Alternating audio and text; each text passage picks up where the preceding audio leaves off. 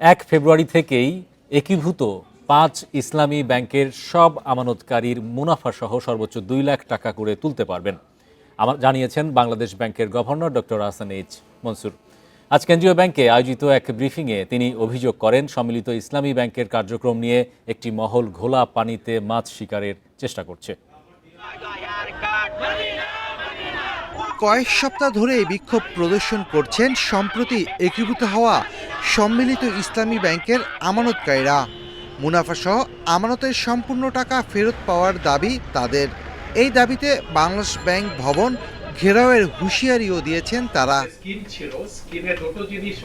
এমন প্রেক্ষাপটে ব্যাংকটির গ্রাহকদের আমানত ফেরত দেওয়ার বিষয়ে গভর্নরের বক্তব্য, ইসলামী শরিয়া অনুযায়ী কোনো ব্যাংকের লোকসান হলে আমানতকারীদের মুনাফা দেওয়ার নিয়ম নেই। তবে সরকার গ্রাহকদের স্বার্থে গত ২ বছর ৪% হারে মুনাফা দিচ্ছে।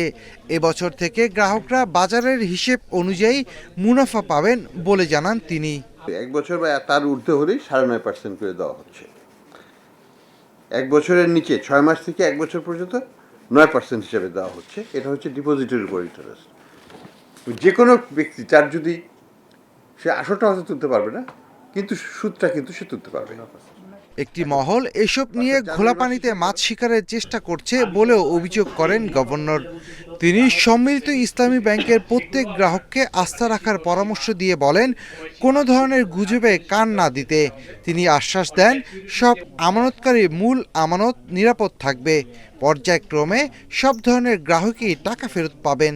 দুষ্ট চক্র এখানে কাজ করছে জাস্ট টু মেক ঘোলা পানিতে মাছ শিকারের জন্য। কিছু লোক আমরা বুঝতেই পারি যে তারা টাকার বিনিময়ে তারা কিছু স্বার্থান্বেষী মহলের কাছ থেকে টাকা পেয়ে উস্কানিমূলক কার্যক্রমে নিযুক্ত আছে। এ সময় গভর্নর বলেন, আগামীতে বড় মর্টগেজ ঋণ নেওয়ার ক্ষেত্রে গ্রাহকদের কাগজপত্র যাচাই বাছাই করবে বাংলাদেশ ব্যাংক। আর গ্রাহক সেবায় আগামী সপ্তাহের মধ্যে চালু হবে হটলাইন। সুস্পষ্টভাবে বলতে চাই, আমি কোনো ছুটির দরখাস্তও দেই নেই, ছুটি কোনো মঞ্জুরিও হয় নাই। Shafil Alam Sujan, independent news, Dhaka.